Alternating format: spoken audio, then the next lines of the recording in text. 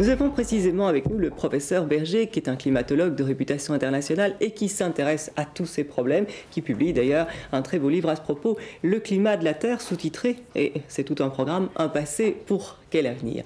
Alors, professeur Berger, une question toute simple. Y a-t-il vraiment cette fois une menace grave qui pèse sur la Terre ? Je crois en tout cas que la communauté scientifique a suffisamment montré, donné de preuves que dans un nombre de domaines limités, que l'on connaît bien maintenant, il y a effectivement urgence en la matière.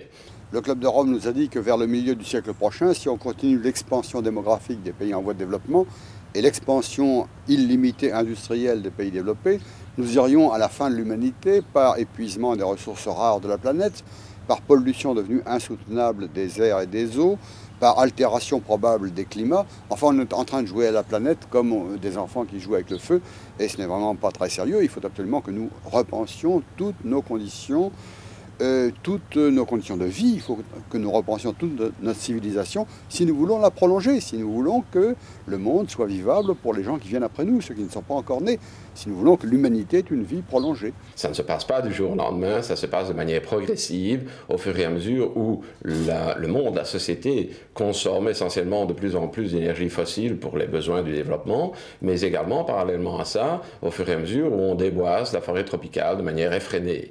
Vous devez savoir que nous sommes en train de déboiser maintenant à une vitesse de 25 hectares par minute, ce qui représente un bon terrain de football toutes les secondes.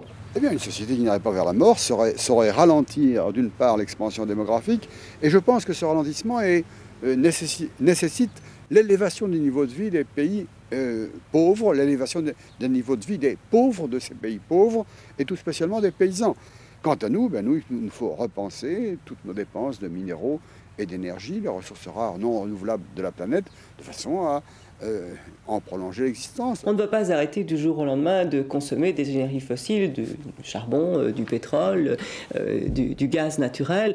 On n'a pas eu une solution pour les supprimer totalement. Et puis il est aussi difficile de demander au tiers-monde d'arrêter de se développer alors même que les populations y souffrent de la faim. Ce qui veut dire que finalement, vous les scientifiques, vous poussez des cris d'alarme, mais beaucoup d'hommes politiques ont tendance à ne pas les entendre.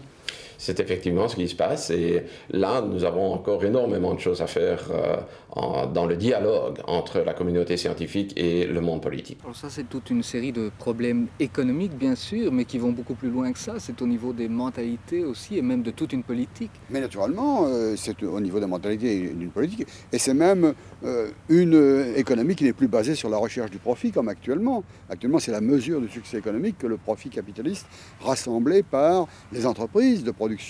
Mais ce système économique est incapable, non seulement il nous mène à la mort, mais dès aujourd'hui, il est incapable d'assurer de l'emploi à tout le monde. Il faut savoir que les solutions que certains technologues sont en train de proposer à l'heure actuelle coûtent cher. Et donc, il faut investir, et investir pour l'avenir. Il faut également que le monde politique soit sensibilisé, parce que les décisions que l'on voudrait voir prendre passe obligatoirement par le monde politique. Et la gauche traditionnelle veut augmenter la production, la gauche traditionnelle veut en France la croissance de toutes les productions, et nous estimons que cette croissance n'est réalisable qu'en augmentant le pillage du tiers-monde. Et vous dites le mouvement écologique, je voudrais actuellement susciter à côté du mouvement écologique un mouvement tiers-mondiste qui prenne en charge les problèmes du tiers-monde et qui recherche un nouvel ordre économique mondial capable d'assurer un réel développement du tiers-monde, non pas le développement tel qu'on l'a conçu jusqu'à présent, qui est la simple copie des méthodes de notre civilisation, mais un développement adapté aux ressources du pays et assurant le bien-être minimum de l'ensemble de la population avant d'assurer, comme aujourd'hui, la seule consommation de luxe des minorités privilégiées urbaines actuellement au pouvoir. Et là, on constate effectivement qu'en matière d'intensification de l'effet de serre et des remèdes éventuels qu'on pourrait y apporter, il y a trois grandes catégories de pays qui en parlent. Il y a d'abord ceux qui sont les plus volontaires, ceux qui font confiance à leurs hommes scientifiques. Je parle de la communauté européenne. la communauté européenne, on en a suffisamment parlé sur les ondes, a en effet promis de faire l'impossible pour que, au début du XXIe siècle, dans les années 2000-2005, on arrive dans les pays de la communauté européenne à ne plus émettre de gaz à effet de serre, et en particulier de CO2, qu'à concurrence de 90% de ce qu'on a émis dans les années 1990, qui servent un peu de référence. Alors, quand on entre un peu dans le problème, on se rend compte immédiatement de la difficulté. Parce que si vous discutez avec des ingénieurs, avec des gens qui sont responsables de l'économie et de la technologie, ils vous montreront que c'est presque une gageure impossible. Mais en tout cas, il y a volonté politique et donc il y a initialisation d'un processus. Et ça, c'est une chose importante. Les autres pays, ce sont essentiellement les grands producteurs et consommateurs de pétrole qui renvoient les scientifiques à l'école en leur disant qu'ils ne peuvent pas prendre de décisions politiques tant que les scientifiques n'ont pas affiné leurs calculs, tant que les imprécisions de nos calculs ne sont pas largement diminuées.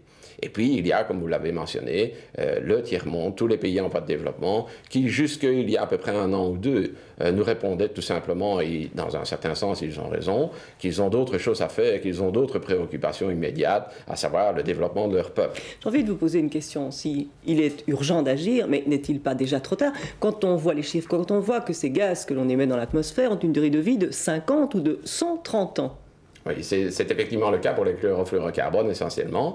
Et pour le CO2, ce n'est guère mieux. Vous savez encore que le CO2, il est extraordinairement difficile d'estimer son temps de vie parce que ça dépend de quelle partie du système, vous êtes intéressé. Si vous regardez la biosphère au lieu de l'océan, les temps sont différents. Mais il n'empêche que, effectivement, nous avons déjà commencé à agresser l'environnement en matière de gaz à effet de serre depuis à peu près 200 ans, en matière de chlorofluorocarbone depuis à peu près une vingtaine d'années. Donc, inévitablement, il faudra, dans les années qui viennent, que nous voyions une perturbation à l'environnement dont nous ne percevons à l'heure actuelle qu'une toute petite partie, même si demain nous étions extrêmement sages. Pour revenir au problème du trou d'ozone, nous savons maintenant, à cause du temps de vie de ces chlorofluorocarbones, de ces fréons, que même si demain on arrêtait la production des chlorofluorocarbones, eh bien il faudrait encore s'attendre à un agrandissement de ce fameux trou qui fait beaucoup parler de lui, mais qui en tout cas est observé régulièrement et pour lequel nous connaissons maintenant de plus en plus les mécanismes de formation. Il est grand temps de tirer la sonnette d'alarme. Merci de l'avoir fait pour nous avoir donné toutes ces explications, professeur Berger. Je vous rappelle donc votre livre « Le climat de la Terre » avec une foule d'informations assez faciles à lire. D'ailleurs, il faut le souligner pour un livre écrit par un scientifique de réputation internationale comme vous l'êtes. Merci d'avoir été notre invité.